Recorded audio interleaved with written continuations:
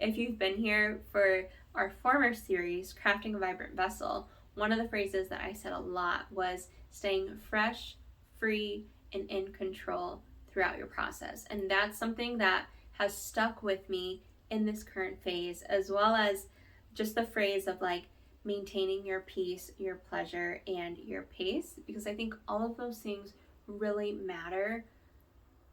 And it's not so much about the outcome and the end goal. Like being a figure competitor, getting on stage, badass, super cool. But what matters more is how you handle yourself moment to moment in that process on the journey to the stage. So that is really where my focus is. And when I am aligned with that, I know that I'm winning, I'm doing it, and that is the best reward.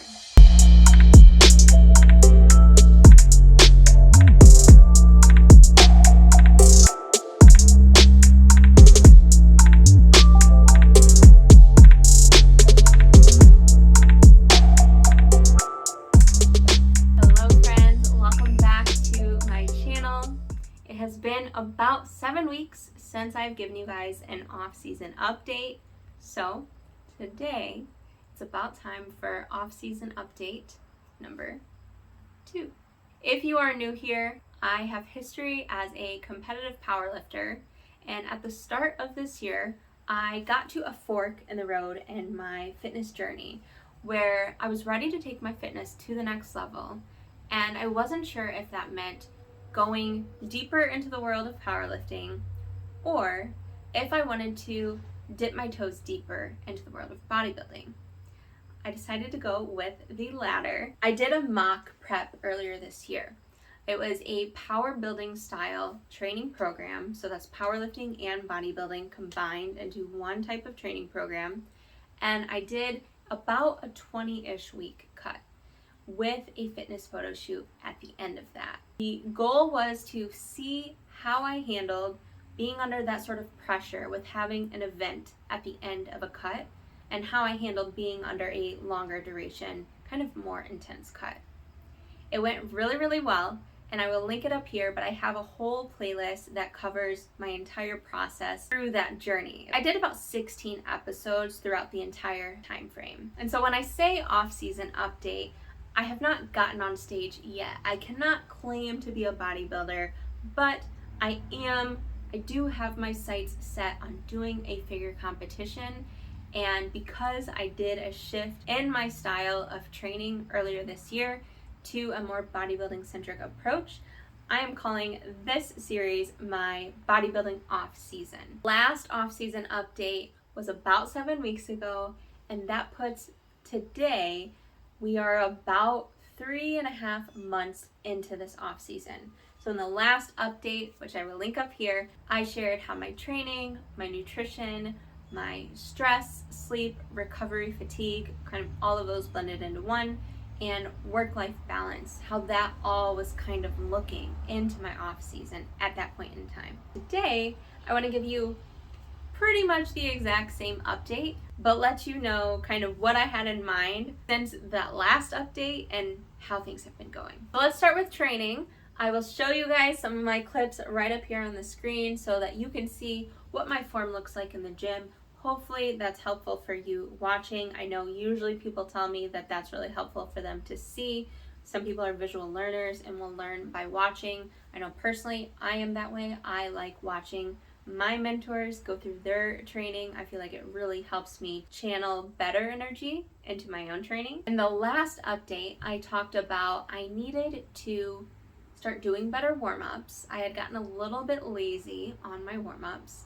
My knees were bothering me a little bit from probably not warming up properly and not being as active as I would like to be throughout the day. Just kind of losing myself while doing creative projects, not in a bad way, but just getting very into them, and therefore not getting up throughout the day from my desk to actually go outside, go for a walk, get some blood flowing and feeling, mobile. And I was also experiencing little pains here and there just from doing the same sort of movement patterns in my training throughout most of the year, and so I was needing to make some changes to exercises I was doing. Over the last 7 weeks, I've been doing a much better job about taking my time with my warm-ups and making sure that my body feels loose and explosive and kind of ready to go. And so because my warm-ups have been better, my training has been better, I feel like I can actually work harder in my training because I'm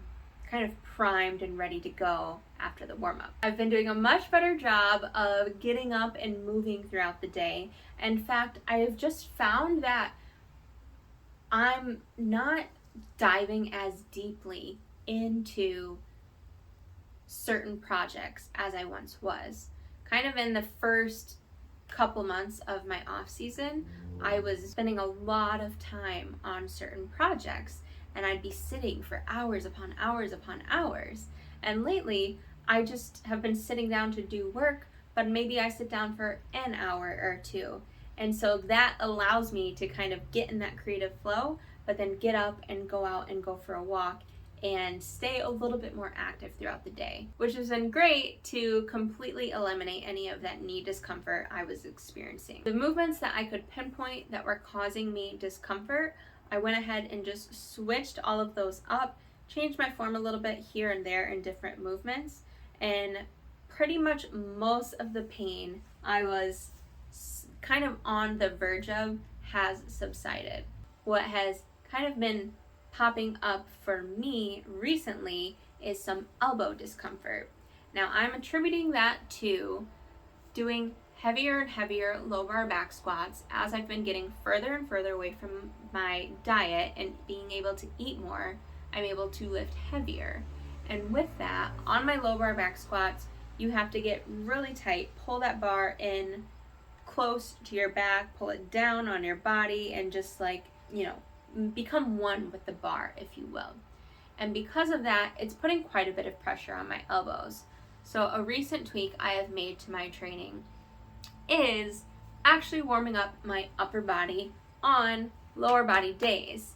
I didn't really think about this in the past. When I do squat day, it is a full body movement, but you're mostly working your legs and your core. So I didn't really think to warm up my arms. But last week in the gym, I decided to do some tricep extensions, and I actually went for a short run before my squat day. And I noticed that that really helped to make my elbows not feel uncomfortable while I was squatting. The other thing that I think is the root of this elbow discomfort is doing a lot of the same rowing movements in my program most of this year. To be honest, when I switched up my training program after the last update I gave you guys, I didn't really change up any of my rowing movements because they all felt really, really good. The longer you practice a movement, the better you get at it most of the time. And I had been doing those movements pretty much all year, and so I felt really strong in them.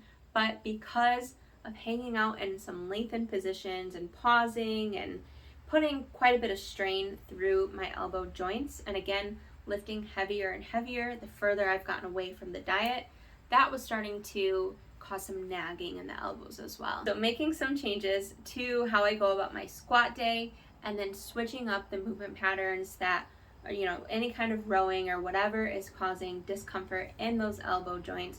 We want to make sure we are kind of staying ahead of it and not pushing through that pain and making it worse. And because of those changes, only in the last couple of weeks, I'm already feeling much, much better, which is exactly where we want to be. Basically, since the end of my cut in June, I stopped doing cardio. I still have had a step goal and have adhered to the step goal, but I was doing 2 days of steady state cardio on a stationary bike during the cut, and since I've ended that, I pretty much just pulled cardio because I was pretty sick of being on the bike, which can happen when you do the same sort of cardio for extended periods of time. After giving myself that step back from doing cardio, I've actually gotten to the point where I do want to do cardio again.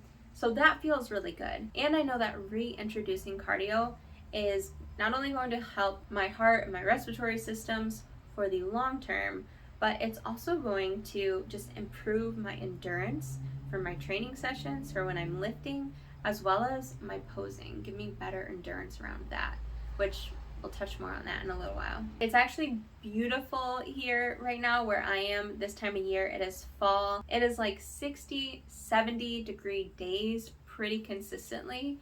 And so I'm going to take advantage of that. And for my cardio, I'm just going to do 2 to 3 mile runs, probably once, maybe twice a week as I feel inspired to, because when I'm doing it, I can feel my performance improving in my body, and I know that's just going to work wonders for me down the road. As far as nutrition, last time I chatted with you guys, I was getting to the point where I was at about maintenance calories, and I was starting to feel like I wanted to have more intuitive days and just let go of tracking a little bit more. And so since then, I have continued that behavior, become more intuitive. I am still tracking because I've probably told you guys before, but if I don't track, I have a tendency to undereat my fat intake, which fats are really important for a variety of reasons. So I like to just keep tabs on my nutrition here and there. I still am tracking mostly 5 times per week on the weekdays, and then on the weekends, giving myself a little bit of leniency to enjoy some meals here and there with my partner, with my family, and have a little bit more freedom. Even still, sometimes during the weekdays, I'm not tracking some meals because, I've tracked a couple meals already that day, and I can kind of guesstimate and go by feel where I'm at and how much more I need to eat for the rest of the day. I think it's a really important in an off season to allow yourself to have the amount of flexibility and freedom that you desire, especially for a sport like bodybuilding, because bodybuilding can be pretty rigid when you get to a point of starting a prep, depending on how experienced you are, because I think with more experience, the more intuitive you can be about it. But because you do have to be pretty rigid around different areas of your life, most areas of your life, I think, like I said, you need to give yourself that freedom in the off season. So for me right now, I'm actually getting to a point where I would like to have the times where I do track just focused on my calorie and my protein goal. Now, if I stare at the carbs and the fats, it's not a big deal, but just the more space you can give and not having to force the process and just allowing yourself to enjoy it more. If a part of the process is stressing you out, that's I think where you need to make some changes. So I am not super stressed by tracking, but there is some days where I'm just like, not really feeling it. And I think those are the days where I'm just gonna look at calories and protein and make it even more simple so that I adhere to it, so I enjoy it, so I continue to do it, and it is sustainable. For you watching, I would love to know, are you the type that you like to track all year round? Or are you the type that you like to just be completely intuitive? Or are you a blend kind of like me? You track most of the time, but you like some intuitive rhythms in your eating? Let me know in the comments below. As far as my weight, I am sitting right around 145 and a half, 146, which feels really, really good because in this off season, I wanted to maintain around the low 140s. Now I'm sitting around mid 140s, which is still really good because ideally my goal was to not get above 148 so that when I am ready to cut again, I don't have a super long way to go to get to a stage weight, which my coach anticipated would be around 116 to 123 pounds. So I want to make that window not too overwhelming. Now I will say I don't want to stunt my growth in my off season and not allow myself to get strong and eat, because that's important to do those things. That's the point of an off season. So I am at a calorie intake where I feel like I am getting stronger in the gym. I am eating enough to recover and not feel too sore. And I feel like I am constantly being able to push myself further and further. So that is what I'm staying focused on more than the numbers, is the performance, because that's really going to show if you are trending towards growth. Yes, my weight is around 145 pounds, but is that body fat that I'm up, or And the answer is no. It's mostly water weight from eating more carbs than I was before. Yes, I may have put on a little bit of body fat, but I know I've also built muscle since I've completed my diet, and I know that I will continue to do those things. So not letting the number on the scale freak me out too much, because I know it's not the end all be all of determining my progress. As far as stress and recovery and fatigue and just work-life balance, we have actually, my partner and I, we have been looking at houses a lot this summer, a lot of house showings, which for any of you who have gone through that process before, this is our first time going through it. It is very fast paced. It is very constant communication with your realtor and different parties that are involved in the process. So that has actually been quite a lot on my plate, specifically handling and managing that situation. And we actually just put a halt on the process until next year. So that has taken some of that weight lifted off of my plate. So that feels really good. Aside from that, there has been some life stressors here and there throughout this off season, but I am lucky to have a really great support system around me for managing all of that and keeping me, held in my highest and feeling really, really good. One thing specifically that's popped up over the last few weeks is just recognizing this pressure that I can sometimes put on myself around my work. And so I'll link it in the description, but I put out a podcast recently on helping you to release pressure in your process, whether that's around your work or your crafts and your hobbies, wherever it is that you sometimes overthink and get a little bit worried about. This will be a perfect episode for you for feeling a little lighter, feeling a little bit more free, and just welcoming even better circumstances than you can currently imagine around how you've been handling that area of your life. And I know it's going to help you a ton, because I know for me, it's been really, really helpful in just eliminating that heaviness that you can sometimes put on yourself that can be like self-inflicting fatigue of oh my God, I have all this to do, or putting pressure on yourself to be successful and figure it all out. And when you can let all of that go, it just feels so much better. Not that you don't have responsibility or that you don't have things that you want to accomplish, but you just carry them in a different light. I hope that episode helps you to find a little bit more fun and flow and freedom and just joy in your process and make it not so serious. So I hope that episode supports you. Overall, I just feel like I'm doing such a better job of managing different aspects of my life, just balancing it all and finding harmony and, like I said, remaining light and free in the process. If you've been here for our former series, Crafting a Vibrant Vessel, one of the phrases that I said a lot was staying fresh, free, and in control throughout your process. And that's something that has stuck with me in this current phase, as well as just the phrase of maintaining your peace, your pleasure, and your pace, because I think all of those things really matter. And it's not so much about the outcome and the end goal. Being a figure competitor, getting on stage, badass, super cool. But what matters more is how you handle yourself moment to moment in that process on the journey to the stage. So that is really where my focus is. And when I am aligned with that, I know that I'm winning, I'm doing it, and that is the best reward. Now for progress pictures, and I wasn't sure if I wanted to share my actual posing with you guys because it is very, very novice. I have never had a posing coach. That is something I need to look into so that I can have someone who is a professional tell me if I'm doing it right or wrong and help me to get better and to grow. So this is very I will be so excited to compare a year from now where I am compared to this, because I know there's so much room for growth here, but you have to start somewhere, right?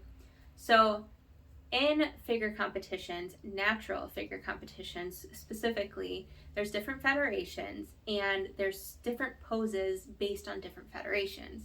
So I really need to figure out what federation do I want to compete in, and then what are the required poses going to be, so that then I can have a coach help me to practice said figure poses and get better at them between now and whenever I get on stage. Typically, the required poses are a front lat spread, a quarter turn side shot, a quarter turn back lat spread, and then another quarter turn on the opposite side. Something you have to pay attention with posing is that it is an illusion of making your own body, kind of contorting it to the best that you can make your assets look, right? So everyone is different, and how their muscles insert and their limb lengths and all of these things. And so knowing how to catch certain angles and shape your body,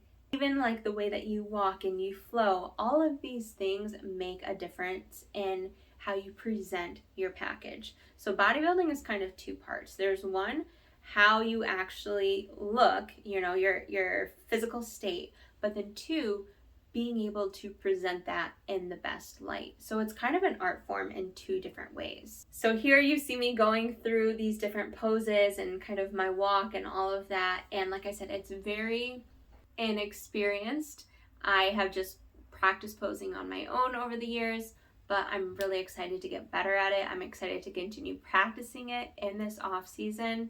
And that's one thing that the cardio is going to help me with, is just having better endurance and better conditioning, so that when I'm having to sit there and think about contracting my quads, spreading my lats, making my shoulders nice and big, keeping my core nice and tight, and all of these things, I'm able to do that, breathe, and have the endurance to keep contracting and keep everything nice and tight and looking good. So posing is not an easy feat, and the more you practice, the more you get better at it. So that is something I am going to be working on. So as far as next steps for me, look into my posing and find a posing coach.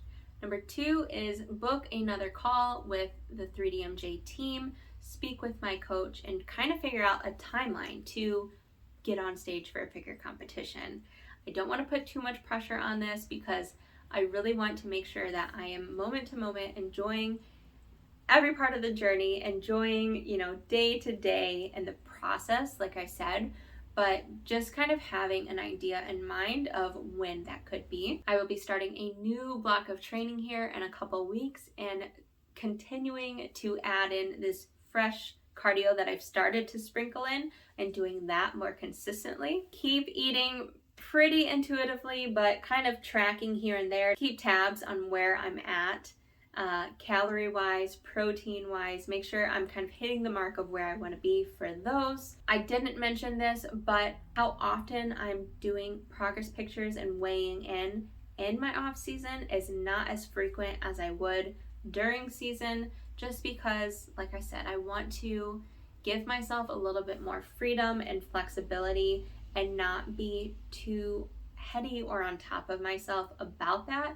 I feel like I'm pretty in tune with my body to kind of know where I'm at, and I'm very grateful for that, as it affords me to not have to be so neurotic about getting on the scale or measuring myself or taking pictures and all of these things, and I can kind of just feel if I'm at where I want to be. And then, like I said, with not wanting to put too much pressure on the time frame to the stage, we are in fall right now, heading into winter, and I'm just kind of sensing this transition of more time going inward and time for non-doing. So as the days get darker outside, I start to notice more of my shadow within, if you will.